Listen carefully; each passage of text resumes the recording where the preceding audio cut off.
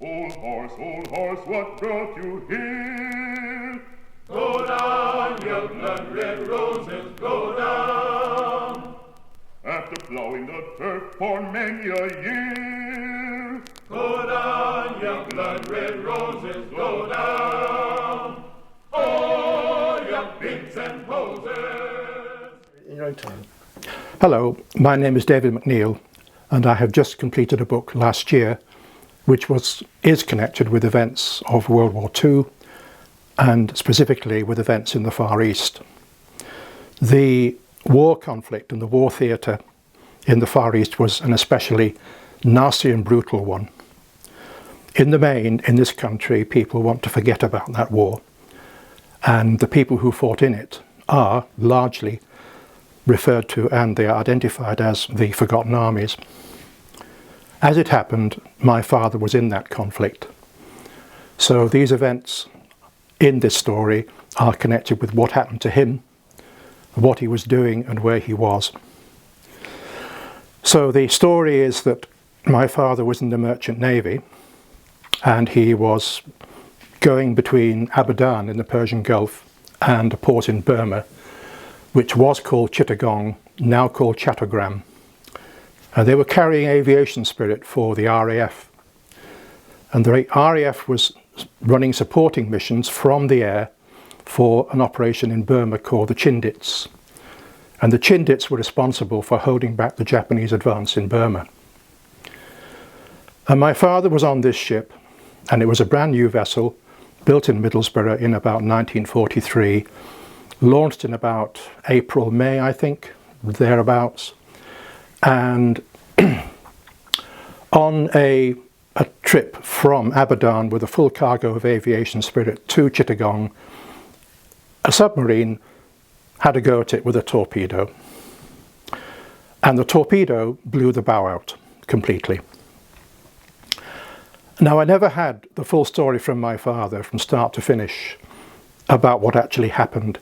All I had from him over a period of time when I was a youth, when I was a boy, was little glimpses here and there in other conversations that never materialized into one complete narrative from start to finish. So I never really had the story from him about what happened. And he only told me about one event in this story, which has stuck with me ever since, and it's in the story I've written. And it was the night of the attack, which happened around about 20 past midnight on the night of the 20th to 21st of October 1943.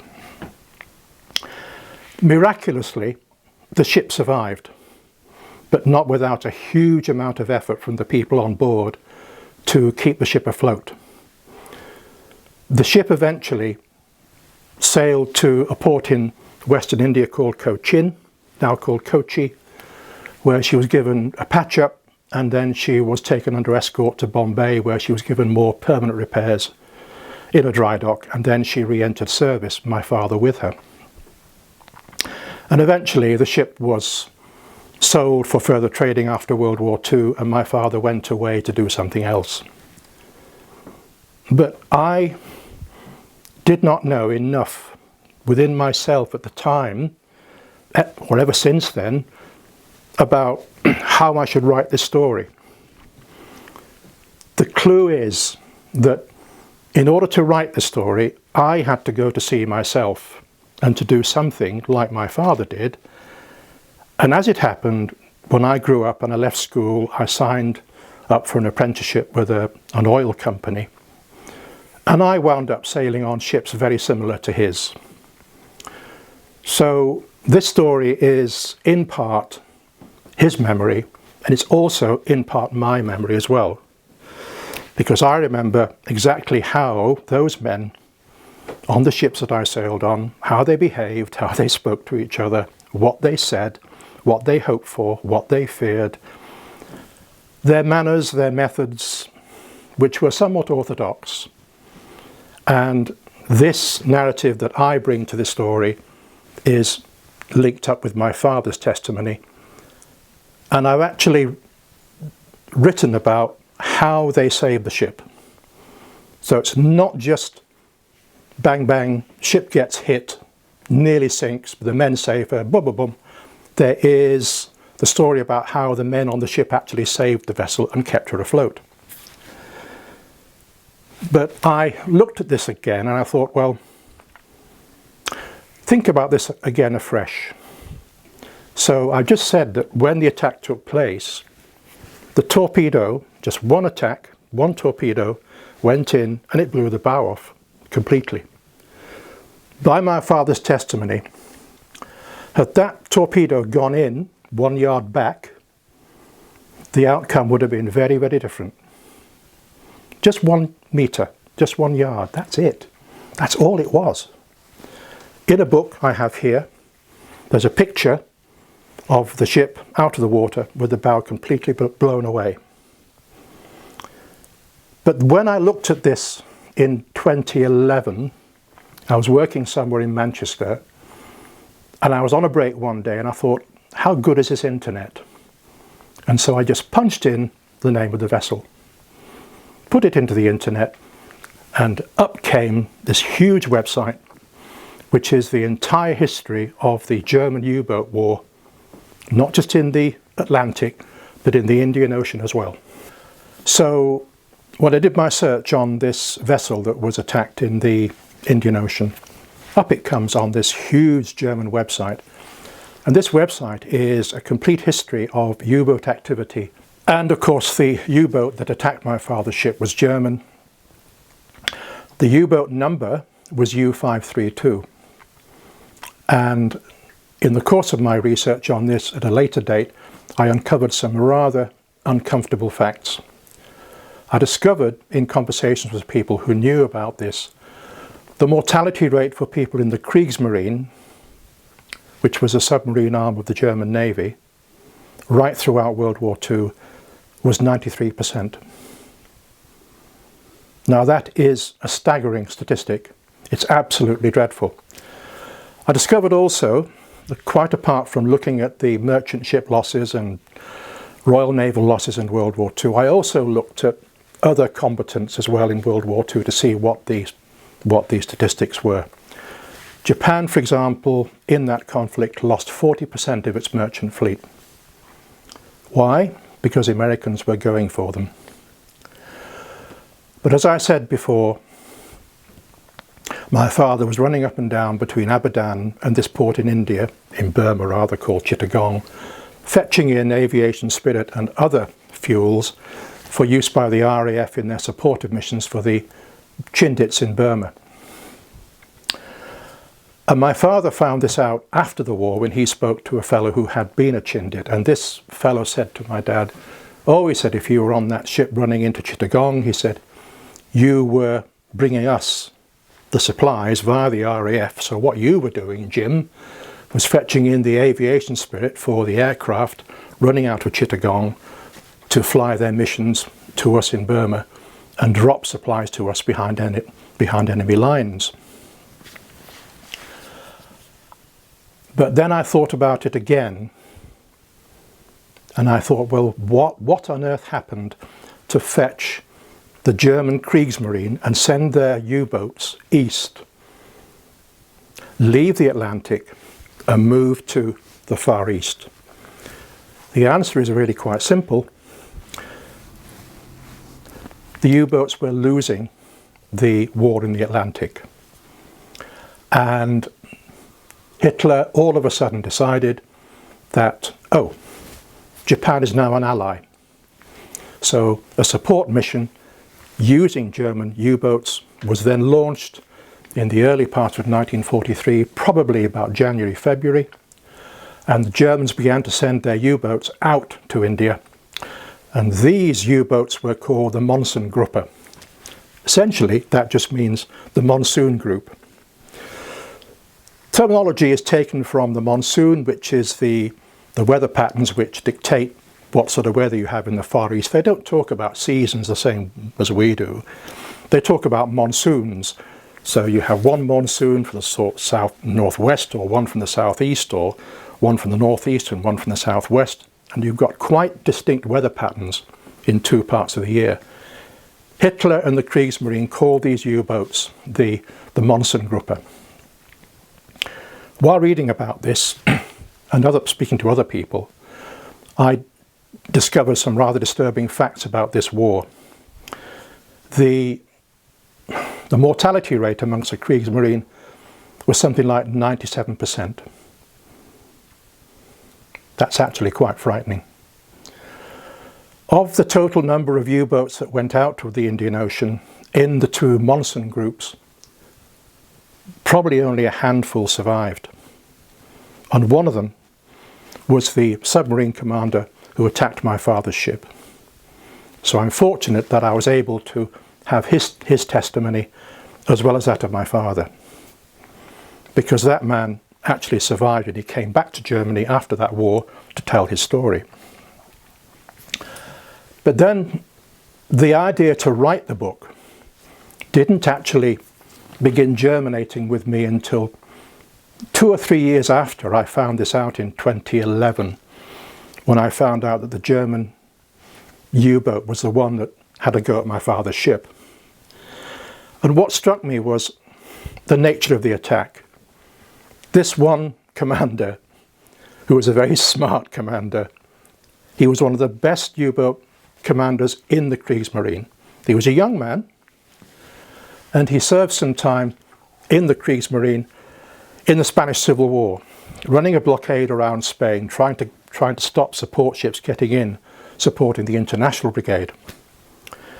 He wound up at the end of the war with a Knight's Cross in gold, and he was, by the time he retired or came home and was pensioned off, he was what the German Kriegsmarine called a Fregattenkapitän, which is really a junior sort of rank of captain, but nonetheless he is a commander of a U-boat, and he's one of the most popular men in the Kriegsmarine.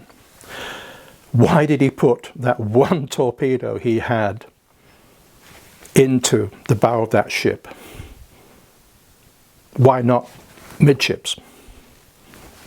Why not that? Why not somewhere else? Did he do that deliberately? And I suspect he didn't. I suspect that he deliberately aimed for the forecastle. He aimed for that particular part of the vessel, knowing that if the forecastle was blown off, it would damage the vessel, but it wouldn't ignite the contents of the cargo tanks. And it would also give the men on the ship time to get off. I know from written accounts by the Royal Navy about their diary of events in the Far East that following the attack, when the ship was in Cochin, the RAF sent up 3 flying boats to try and find the submarine, but they couldn't find it. I also know from looking at other records at Bletchley Park that that submarine was tracked all over the Indian Ocean.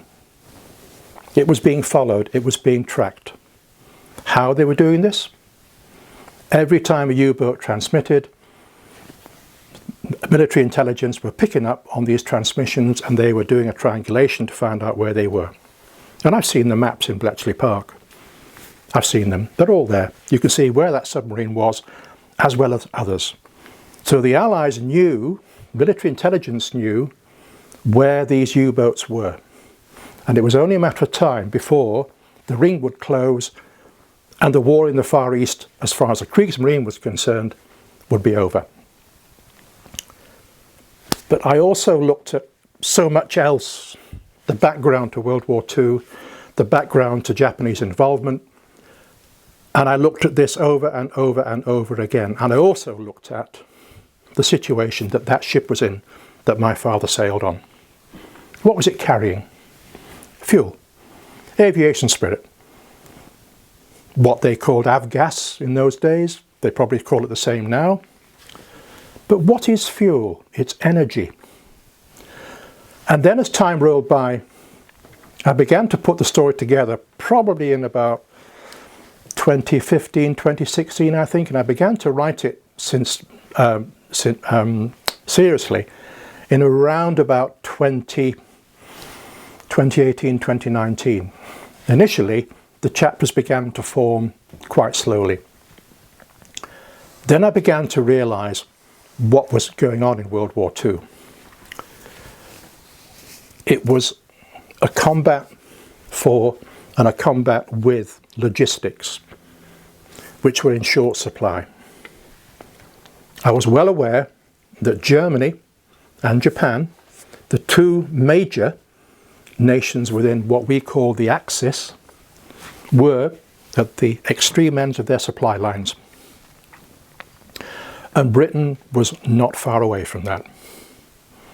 This is a war where logistics and fuel are important, because you run out of them, you're on the losing side. So the story then grew up around what happened to that ship.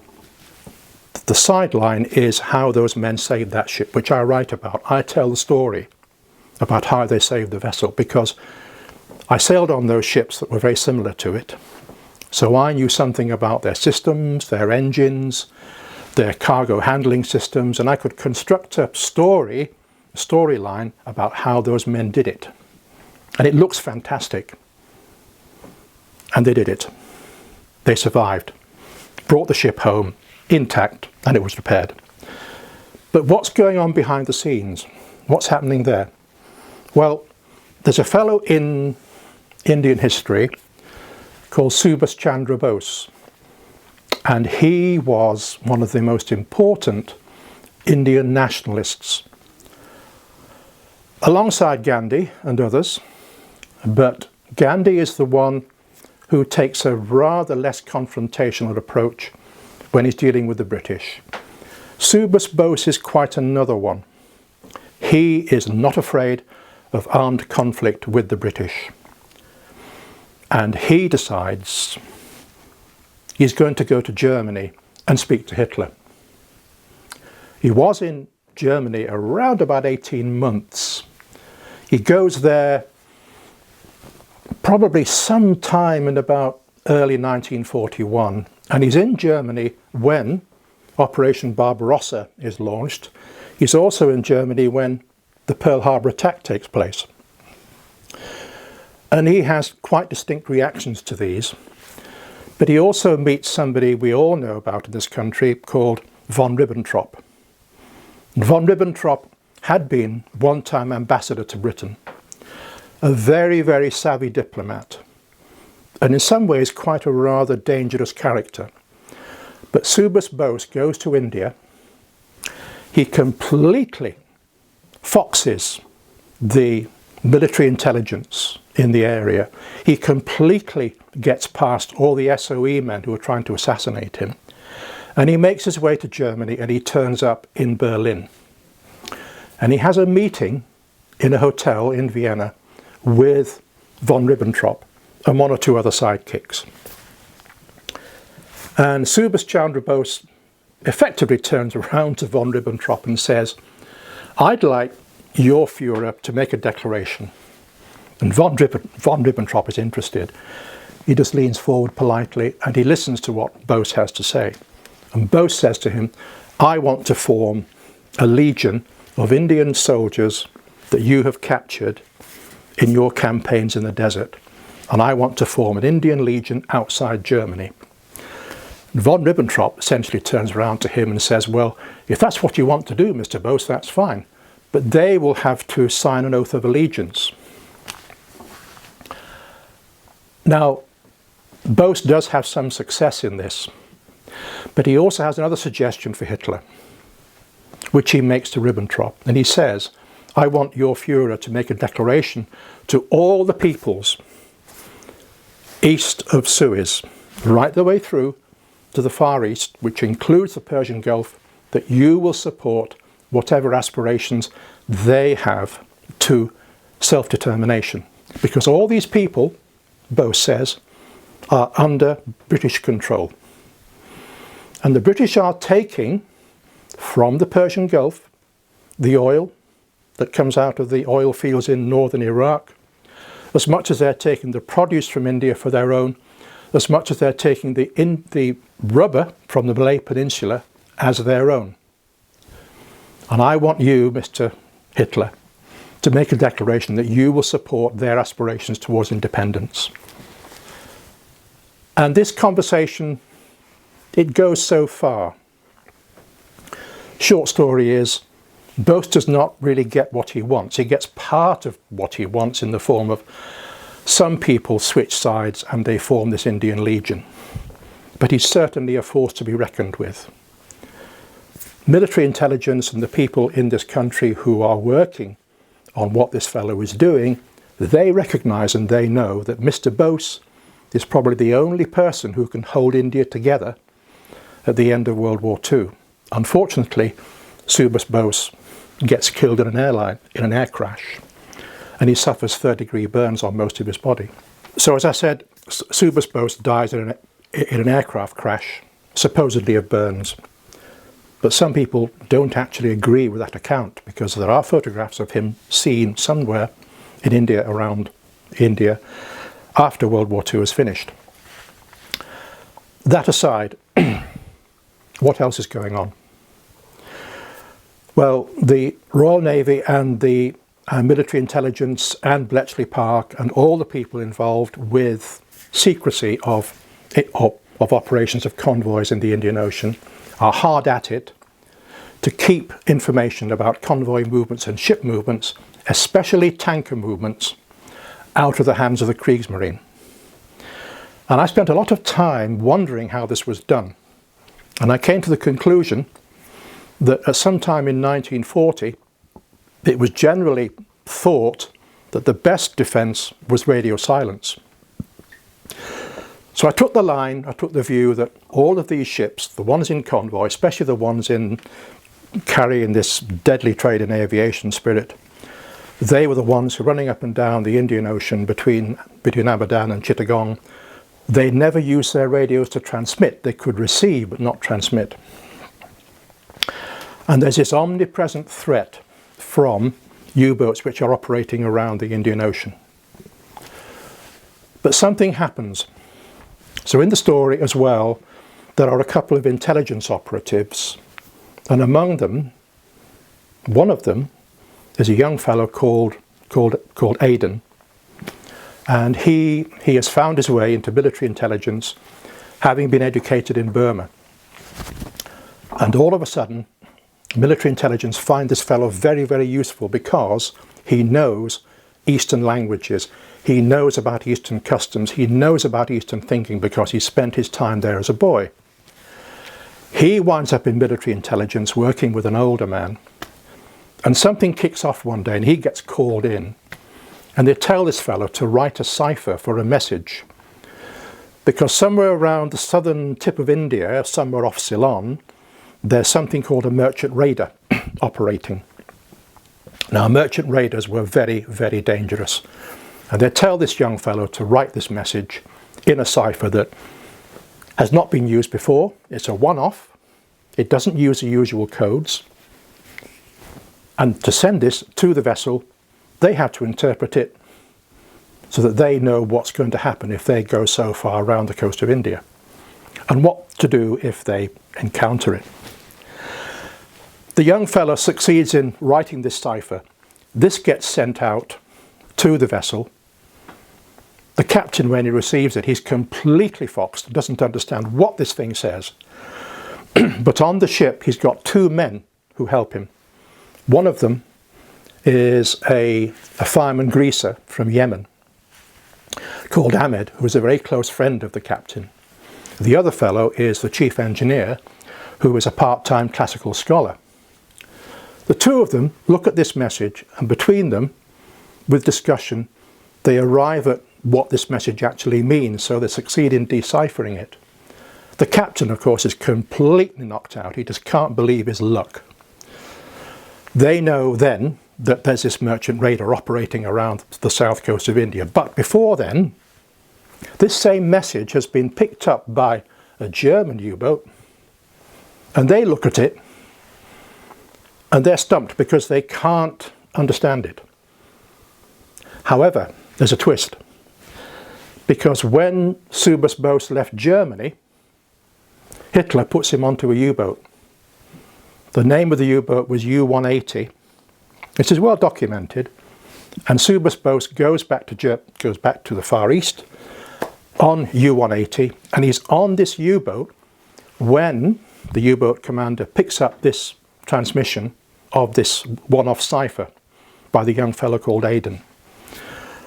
U-boat commander looks at this and he can't make head nor tail of it until Subus Bose comes along and says to him, "Oh, that part's in Arabic." "Is it?" "Yes," he said, I know Arabic. I should do because I'm an Indian, you see. So he tells him what the first part of the cipher is. And it's correct. He gets it right. But you need that to decode the second part, and that's where they're stumped. So they get so far and they don't get any further. Subus Bose then tells the commander, "Can you transmit this to other U-boats and see if they can help us out?" The U-boat commander is reluctant to do that.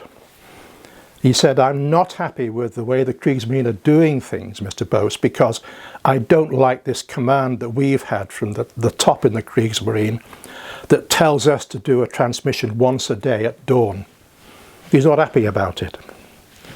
And he then goes on to say, "Look, we aren't at war with you guys. We're not. Is Germany at war with India?" And Subus Bose says, "Well, in a way you are, because Germany and Japan are allies, but your adversary is Britain, and by that context India is involved in there, if you like." And he's not really interested in what the commander says. But the commander turns around to him and says, "Are you aware that when we sink merchantmen, we sometimes get the crews off and we take them somewhere and they get landed?" He said, "But among those men, Mr. Bose, are your countrymen. Among those crews we find people from your country. They're probably from different parts of India, but we know that they are from India. Once again, Mr. Bose, I tell you that we are not at war with India." Bose won't have it. He isn't interested. But he can't tell the commander what to do. So the commander's in a bit of a spot. He gets a senior lieutenant and they discuss what they're going to do. So just before they dive for the evening, at twilight, when the chances of being spotted on the horizon are much higher, they send a very quick message, which is just 2 words in German. The 2 words mean, "Find the Knight's Cross." That's all it says. Find the Knight's Cross. They send that off, and that gets sent off, and the submarine dives for the night and then comes up again sometime towards midnight. That transmission from U-180 is picked up by military intelligence. So the young Aden, who is a cryptographer who wrote the message, is called in. He's given a grilling because the senior man thinks that he's compromised the cipher. So that's a very uncomfortable scene. That's the time when these 2 men, the younger man and the older one, they come to the conclusion that the only person who could have assisted the Germans was Subus Bose. Because the German operators who operated those radios couldn't possibly have known Arabic, so who does know Arabic? Only one person they need to know about, and that's Mr. Bose. They then draw the conclusion, correctly, that Mr. Subus Bose is on his way back from Germany, back to Japan. But before this time, after that, the U-boat attack takes place. Why? Because U-532, commanded by Otto Heinrich Juncker, they pick up this 2-word transmission and they read something else into it. And Juncker's on the bridge, on the conning tower of his submarine at the evening time, and he just says to himself, "Knight's Cross, Knight's Cross, what's that?" And he speaks to the watch lieutenant. He just says, "That message, find the Knight's Cross." And the 2 of them just talk to each other on the conning tower as the sun's going down.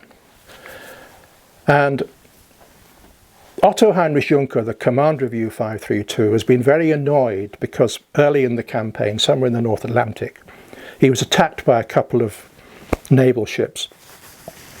And part of his radio detector apparatus was shot away.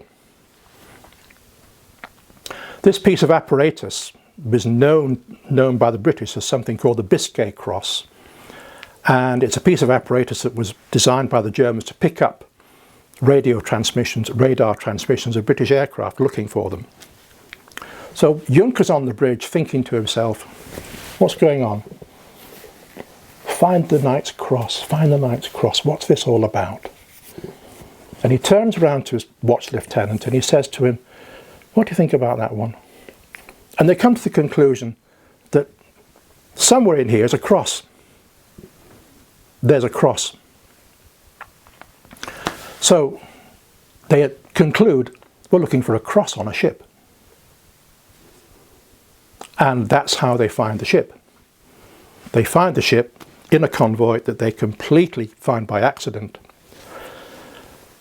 But what also happens is that this particular ship has got this particular type of chimney stove on the back of the vessel over the galley.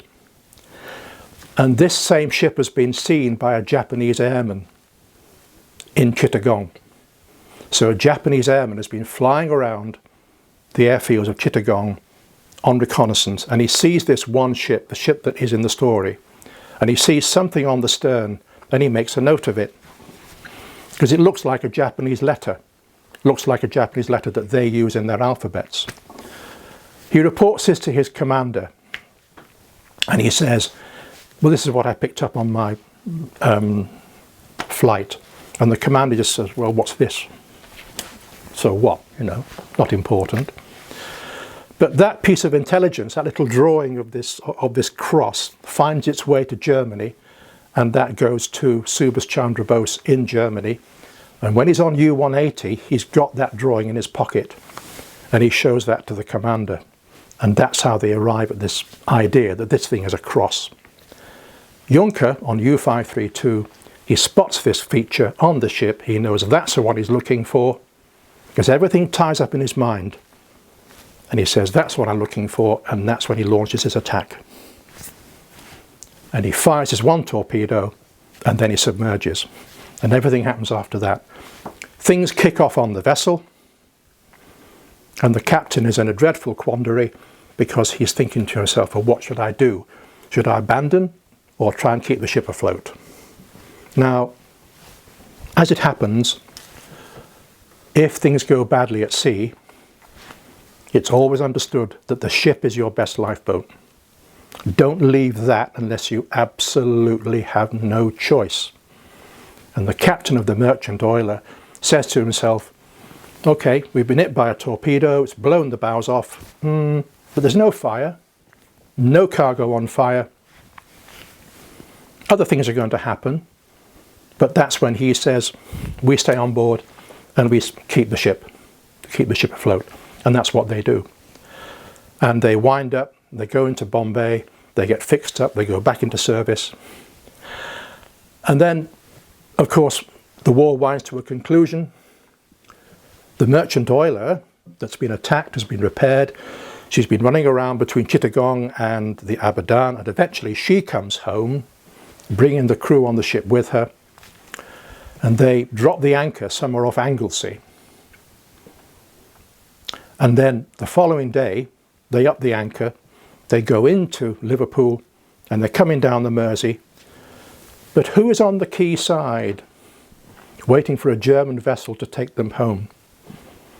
The U-boat crew, Junker's U-boat crew from U-532, who surrendered in the Irish Sea. They're standing on the quay side, waiting for a ship to take them home. At the very moment the ship he had tried to sink is coming down the Mersey. And that's when Junker sees it. And he realizes that this is a ship he tried to sink but couldn't. He knows his torpedo went in, he knows his torpedo went off, because they would have heard the detonation right throughout the pressure hull. So he thinks, oh, I've sunk it. And he doesn't go back to look. U-boats didn't do that.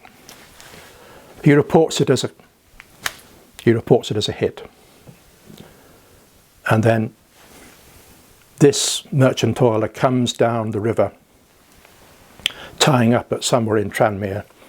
Junker's on the quayside with his men, and they watch this thing going by.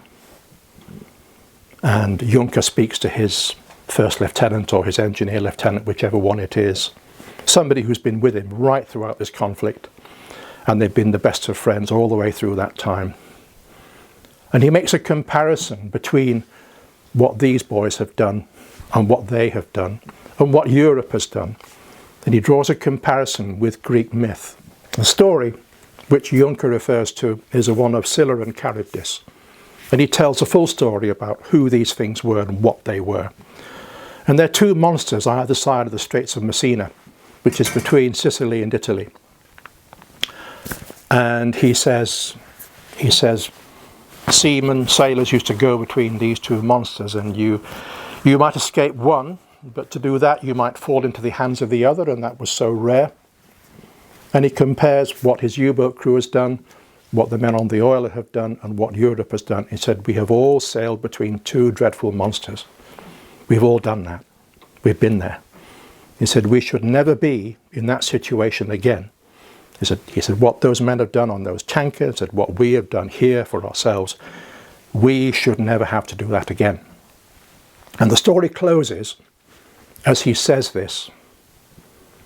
But Junker looks up towards the mouth of the estuary of the River Mersey, and at the river mouth there's a huge, rather nasty, dark squall brewing, and it's showing no sign of going away. And that's where the story ends.